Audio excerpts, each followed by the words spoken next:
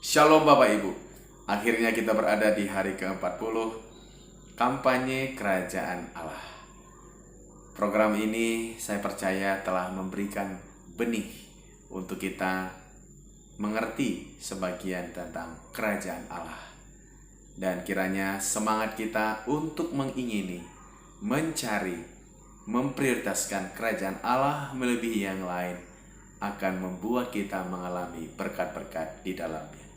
Pada hari ini kita bersama-sama belajar dari firman Tuhan di dalam Matius 24 ayat 45 sampai yang ke-51.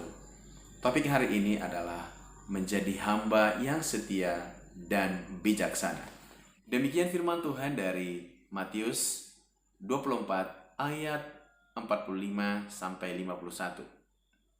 Siapakah hamba yang setia dan bijaksana yang diangkat oleh tuannya atas orang-orangnya untuk memberikan mereka makanan pada waktunya?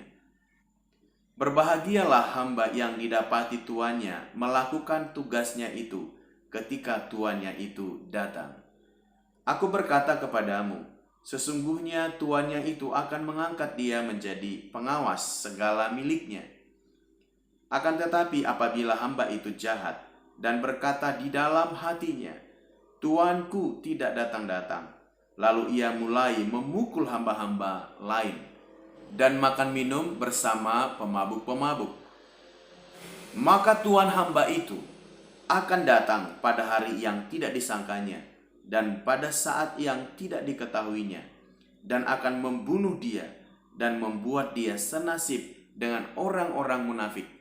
Di sanalah akan terdapat ratapan dan kertak gigi.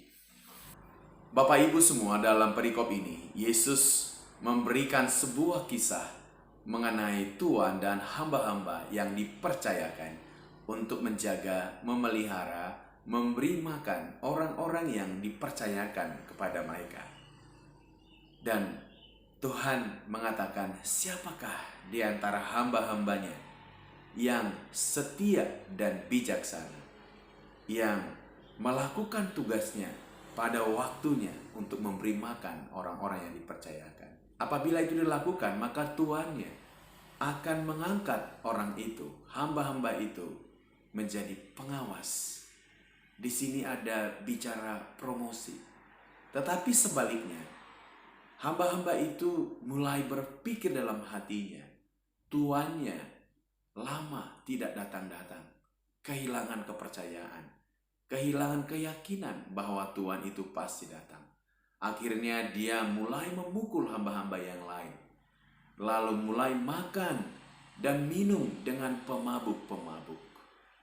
Dan lama setelah itu, dalam waktu yang ditentukan oleh tuannya sendiri, Tuhan itu datang dan akhirnya membunuh hamba-hamba yang tidak setia dan hamba-hamba yang jahat itu, dan memasukkannya ke tempat di mana kertak gigi itu ada.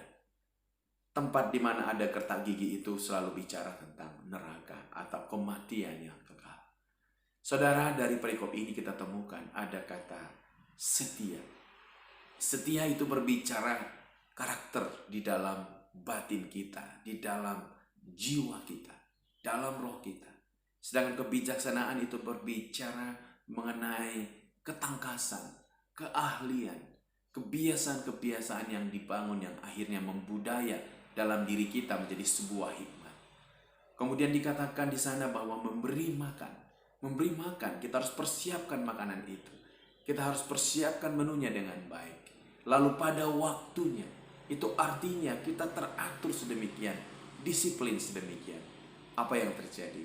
Apabila kita adalah orang yang setia, bijaksana, mengenali waktunya, kemudian mengenali tugasnya, maka kita akan diangkat, dipromosikan oleh Tuhan.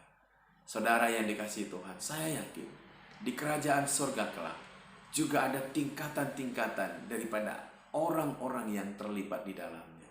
Demikian juga hari ini ketika kita masih berada di muka bumi ini, kita mempunyai tugas-tugas, kita mempunyai tanggung jawab demi tanggung jawab sebagai hamba. Kita ini adalah hamba-hamba Tuhan. Kalau kita hamba Tuhan, maka kita akan melakukan dalam karakter Kristus, kesetiaan mewakili seluruh karakter Kristus, kebijaksanaan mewakili cara Yesus mengandalkan Bapa di dalam seluruh pekerjaannya selama di bumi. Saudara, lewat membaca perikop ini, saya ingat kembali Matius 7 ayat 21 sampai 23 yang mengatakan, bukan orang yang berseru-seru kepadaku, Tuhan, Tuhan, yang akan masuk ke dalam kerajaan surga, tetapi mereka yang melakukan kehendak Bapa. Apa itu kehendak Bapa? Kita percaya kepadanya. Kita tidak mengatakan dalam hati kita, toh Tuhan tidak datang-datang, sudah lama sekali tidak datang-datang. Itu akan membuat kita mulai kecewa, mulai kesal, kehilangan pengharapan. Dan akhirnya kita bisa memukul hamba Tuhan yang lain, menyakiti hamba Tuhan yang lain. Dan kita makan dan minum, menikmati kebersamaan dengan pemabuk-pemabuk.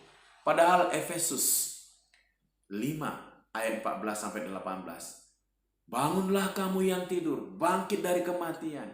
Pergunakan waktu ini dengan arif dan bijaksana, karena waktu-waktu ini adalah jahat. Janganlah kamu mabuk oleh anggur, tapi hendaklah kamu dipenuhi oleh Roh, sehingga kamu menyatakan mazmur, kidung, pujian, dan nyanyian rohani. Kamu merendahkan diri seorang terhadap yang lain dalam takut akan Tuhan. Saudara yang dikasihi Tuhan, pada pasal berikutnya Matius 25 ayat 1 sampai 13 dikatakan di sana tentang dua kelompok gadis-gadis. Dari 10 gadis itu ada 5 gadis bijaksana dan 5 gadis bodoh. Saya dalam hati bertanya, Tuhan, mengapa harus 5 dan 5? Mengapa bukan 6 dan 4? Kemudian saudara, mengapa bukan 7 dan 3? Saudara, mengapa kesempatan diberi 5 dan 5? Diberitakan. Mengapa diberitahukan di situ di pasal 25 ayat 1 sampai 13 itu 5 bodoh, 5 bijaksana? Saya peroleh sebuah pengertian bahwa Tuhan memberi kesempatan kepada kita satu demi satu, 5. Saudara, Tuhan memberikan kepada kita kesempatan untuk memilih menjadi bijak atau menjadi bodoh. Waktu kita menjadi bijak, kita tahu gadis-gadis bijaksana menjaga lampunya tetap menyala dengan membeli buli-buli dan mengisinya dengan minyak. Sedangkan gadis-gadis yang bodoh, dia menyalakan lampunya saja, menghabiskan minyaknya, saudara. Saudara yang dikasihi Tuhan, kita harus mempunyai buli-buli untuk membuat persediaan minyak rohani kita tetap menyala. Sampai pada akhirnya kita ditemui adalah orang yang setia dan bijaksana. Gadis-gadis yang bijaksana membeli minyak, menaruh di buli-buli, dan menanti-nantikan kedatangan mempelai pria. Ketika dikatakan mempelai datang, dia siap. Dan kemudian mereka yang bodoh tidak masuk dalam kerajaan Allah. Saudara, pilihan ada pada kita. Pada beberapa waktu ini selama 40 hari, kita mengabarkan tentang kerajaan Allah. Saya percaya saudara yang sudah memiliki ketetapan hati untuk berada dalam kerajaan surga, saudara akan berjalan di dalamnya, hidup di dalamnya, dan saudara akan menjadi berkat. Kemudian saudara yang belum memilih, saya anjurkan, saya ajak saudara untuk berpikir kembali, datang pada Yesus, datang pada Dia, dan kita akan berada pada posisi hamba yang setia dan bijaksana ketika kita melakukan tugas kita dengan baik, menjaga domba-domba, melakukan pekerjaan kita tepat pada waktunya. Kita menjadi orang-orang yang profesional, proporsional, dan kemudian kita memuliakan Tuhan di dalam kehidupan ini. Saudara, saya ajak kita semua, pilihan ada pada kita untuk memilih kerajaan surga atau pada akhirnya kita berada di kerajaan yang lain. Dan hanya satu kerajaan yang lain selain kerajaan surga, kerajaan kegelapan, di mana di sana ada kertak gigi, api yang menyala selama-lamanya. Saudara, dengan pengertian yang mendalam, dengan pemahaman yang meresap di hati kita mengenai kerajaan surga, mari kita mencarinya, mengingininya, memprioritaskannya lebih daripada yang lain. Saya percaya kita akan bersama-sama di surga kelak, dan itu dimulai di sini ketika kita melakukan apa yang dipercayakan kepada kita, dan ketika kita mengerjakan sesuai dengan iman percaya kita, kita sekarang berada di kerajaan surga. Karena Yohanes 17 ayat 3 berkata, inilah hidup yang kekal itu, yaitu mereka percaya Engkau satu-satunya Allah yang benar, dan mengenali Yesus yang Engkau utus. Ketika kita percaya Yesus, kita berada di kerajaan surga, kita berada di kerajaan Allah. Iman kita membawa kita mengalami kerajaan Allah. Oleh sebab itu, saudara, saya ajak kita semuanya, mari ada di kerajaan surga, menjadi orang yang setia dan bijaksana, dan kemudian menjadi seperti gadis-gadis yang bijaksana, membeli buli-buli, mengisinya dengan minyak, tetap semangat, tetap antusias menanti kerajaannya. Saudaraku, kerajaan surga itu ada, nyata, percayalah. Dan kemudian di akhir daripada dunia ini, kita semua akan membuat pertanggungan jawab kepada pemilik hidup kita. Dialah Tuhan. Dia Tuhan kita yang mempercayakan kepada kita segala sesuatu. Jadi, jangan pernah menganggap bahwa surga tidak ada. Jangan pernah menganggap bahwa tidak akan ada pertanggungan jawab atau hari perhitungan. Tuhan akan datang untuk memperhitungkan dan menanya, apakah ada iman di bumi? Apakah ada kebenaran dalam hati kita? Apakah ada damai sejahteranya dalam hidup kita? Jadi saudara, bersiap-siaplah, siagalah, sebab Tuhan pasti datang. Di akhir program ini saya ajak saudara, mari rindukan kerajaan surga lebih daripada apapun. Saya percaya kita semua akan ada di dalamnya. Haleluya. Terima kasih Bapa, buat kami bijaksana, setia, dan melakukan pekerjaan kami. Kami percayakan kepadamu semua bentuk promosi. Pada akhirnya Tuhan akan mengangkat kami.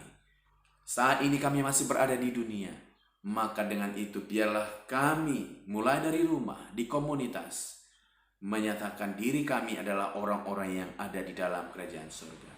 Biarlah Tuhan membuat kami setia dan bijaksana, kemudian kami dapat dipercaya, dan kami siap memberikan pertanggungan jawab pada waktu Tuhan memintanya daripada kami. Diberkatilah setelah program ini. Kami percaya Tuhan akan membawa kami lebih dalam lagi untuk mengerti kerajaan-Mu dan mengalami segala berkat di dalamnya. Terpuji Engkau Bapa, demi nama Tuhan Yesus kami berdoa dan mengucapkan syukur. Amin.